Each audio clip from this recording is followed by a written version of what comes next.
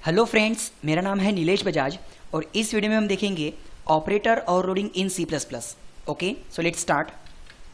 देखिए, last video में हमने यूनरी ऑपरेटर ओवरलोडिंग के प्रोग्राम देख लिए, बाइनरी प्लस ऑपरेटर ओवरलोडिंग का प्रोग्राम देख लिए, इंक्रीमेंट ऑपरेटर ओवरलोडिंग का प्रोग्राम देख लिए और इस वीडियो में हम देखना चाहेंगे कंपाउंड असाइनमेंट ऑपरेटर ओवरलोडिंग। और कंपाउंड असाइनमेंट एक बाइनरी ऑपरेटर है, क्योंकि देखो फॉर एग्जांपल सपोज मेरे पास में अगर यहाँ पर इंटीजर का कोई डेटा है, लाइक इंटीजर या फिर फ्लोट जिसको हम बोलेंगे न्यूमेरिक डेटा, लाइक मेरे पास में a इक्वल्स टू 5 है और इसके ऊपर अगर मैं कंपाउंड असाइनमेंट ऑपरेटर लगाऊं like a plus equals to like 100, तो इसका मतलब क्या हो रहा है कि आपके a की वैल्यू 100 से इंक्रीज हो रही है। मतलब इसी को आप कैसा कंसिडर करेंगे, a equals to a plus 100 बराबर। मतलब ऑलरेडी a की वैल्यू कितनी थी 5 और आप यहाँ पे क्या कर रहे हैं, प्लस इक्वल्स टू ऑपरेटर लगा रहे हैं। मतलब a की वैल्यू को आप 100 से इंक्रीज कर रहे हैं like this, a equals to a plus 5। तो जिस तरह से अगर मैं न्यूमेरिक की वैल्यू को कंपाउंड असाइनमेंट ऑपरेटर लगा के बढ़ा सकता या फिर माइनस करके मैं कम भी कर सकता, सेम उसी तरह मैं चाहता हूं कि कंपाउंड असाइनमेंट ऑपरेटर में मेरे ऑब्जेक्ट पे यूज करूं। लाइक जैसे मेरे पास में यहाँ पर एक ऑब्जेक्ट है S1, ओके, तो मैं यहाँ पे क्या चाहता हूं कि S1 plus equals to 100, so that कि S1 का जो ऑलरेडी डेटा रहेगा, लाइक S1 का डेटा क्या रहेगा 10 एंड 20, तो S1 का हर डेटा 100 से बढ़ जाए। मतलब किस तरह से, लाइक S1 का जो x रहेगा वो कितने से बढ़ जाना चाहिए, S1 का x प्लस 100। सेम उसी तरह S1 का जो y रहेगा वो कितने से बढ़ जाना चाहिए, तो S1 का y प्लस 100। तो कहने का मतलब जैसे ही मैं मेरे ऑब्जेक्ट के ऊपर कंपाउंड असाइनमेंट ऑपरेटर लगाना चाहता हूं, तो ये कौन हुआ, बाइनरी ऑपरेटर, और S1 का डेटा कितने से बढ़ जाना चाहिए, 100 से।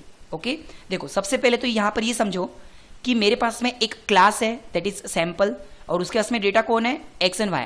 मतलब सैंपल क्लास का एक एक ऑब्जेक्ट क्या ले सकता, जैसे यहाँ पे दो ऑब्जेक्ट है S1, तो वो क्या ले सकता x और y। S2 भी एक ऑब्जेक्ट है, वो क्या ले सकता x और y। डेटा लेने के लिए एक फंक्शन बनाया जो x और y लेने में मदद करेगा और डेटा शो करने के लिए एक फंक्शन बनाया जो डेटा दैट इज x और y को प्रिंट करने में मदद करेगा। ओके, तो देखो सबसे पहले यहाँ पे S1 जो ऑब्जेक्ट है वो कौन सा फंक्शन कॉल कर रहा, गेट डेटा, ताकि उसको डेटा मिल जाए। मतलब S1 के पास में क्या जाएगा 10 एंड 20, जैसे ही मैं S1 डॉट शो करूंगा तो मुझे S1 का डेटा शो हो जाएगा दैट इज 10 एंड 20। उसी तरह मेरे पास में एक और ऑब्जेक्ट है, वो भी कौन सा फंक्शन कॉल कर रहा, गेट डेटा, तो S2 के पास में डेटा क्या पहुंच जाएगा 5 और 15, यानी कि S2 डॉट शो करने से मुझे S2 के x और y की वैल्यू क्या मिलेंगी 5 और 15।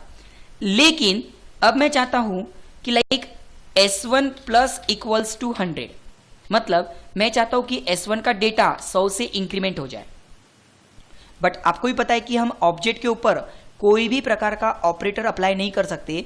आपको इस ऑपरेटर का क्या कंसीडर करना पड़ेगा, फंक्शन। मतलब इस ऑपरेटर को आपको एज अ ओवरलोडिंग करके फंक्शन तैयार करना पड़ेगा।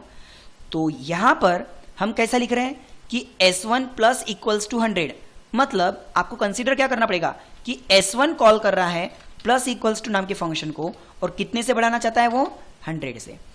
इसको ध्यान में रखते हुए यहां पर फंक्शन कैसा बनेगा, वॉइड फंक्शन का नाम, तो keyword operator plus equals to और ब्रैकेट में आप क्या पास कर रहे हैं, तो 100 पास कर रहे हैं। मतलब 100 को लेने के लिए यहां पे मैंने इंटीजर का सपोज i बनाया और अब इस फंक्शन की कोडिंग करेंगी कि जैसे इस फंक्शन को कॉल कौन कर रहा, क्या कंसीडर कर रहे हैं आप, S1 कॉल कर रहा, तो यहाँ पे डेटा भी किसका इंक्रीमेंट होना चाहिए, S1 का। So x equals to x plus i, मतलब 100 से इंक्रीमेंट, और y equals to y plus i, मतलब 100 से इंक्रीमेंट। एंड देन आफ्टर अगर अब मैं S1 डॉट शो करता हूँ तो S1 का डेटा कितने से इंक्रीमेंट होना चाहिए, 100 से। मतलब पहले जो डेटा 10 और 20 था, बाद में शो करने से आउटपुट क्या आना चाहिए, 110 और 120। देखो मैं रन करता हूँ इसको, ओके, देखो S1 का डेटा 100 से बढ़ गया। सेम मैं यहां पर चाहता हूं कि S2 का भी data S2 plus equals to 50 से बढ़ जाए। मतलब आपने S2 के ऊपर कौन सा ऑपरेटर अप्लाई किया, कंपाउंड असाइनमेंट, ताकि उसका डेटा 50 से बढ़ जाए। लेकिन आपको भी पता है कि हम ऑब्जेक्ट पे ऑपरेटर लिख नहीं सकते, फिर आपको इसको क्या करना पड़ेगा, ओवरलोडिंग एक फंक्शन बनाना पड़ेगा। तो यहां पर मैंने क्या किया, कंसीडर किया कि इस बार फंक्शन को कौन कॉल कर रहा, S2, कौन थे, प्लस इक्वल्स टू और ब्रैकेट में कौन जा रहा 50। सेम यही वाला फंक्शन कॉल होगा कौन सा, ऊपर का, ये वाला फंक्शन कॉल होगा। लेकिन इस बार कौन कॉल कर रहा है इसको, S2, और ब्रैकेट में कितने आ रहा है 50, मतलब S2 का डेटा कितने से बढ़ने वाला है 50 से। जो डेटा पहले 5 और 15 था 50 से बढ़ने के बाद अब आउटपुट क्या आएगा 55 एंड 65। देखो ओके तो आई होप आपको ये कंसेप्ट समझ में आया होगा कि अगर मैं मेरे ऑब्जेक्ट के ऊपर कंपाउंड असाइनमेंट ऑपरेटर लगाता हूं तो आपको उसका क्या बनाना पड़ेगा, क्या कंसीडर करना पड़ेगा कि एक फंक्शन बन रहा है क्लास के अंदर जिसमें 100 जा रहा है, और अगर ये फंक्शन क्लास के अंदर हम कंसीडर कर रहे हैं तो इसको हम क्या बोलेंगे, यूजिंग मेंबर फंक्शन। देखो compound assignment operator overloading using member function of class. ठीक है, तो आई होप आपको ये कंसेप्ट समझ में आया होगा। Thank you.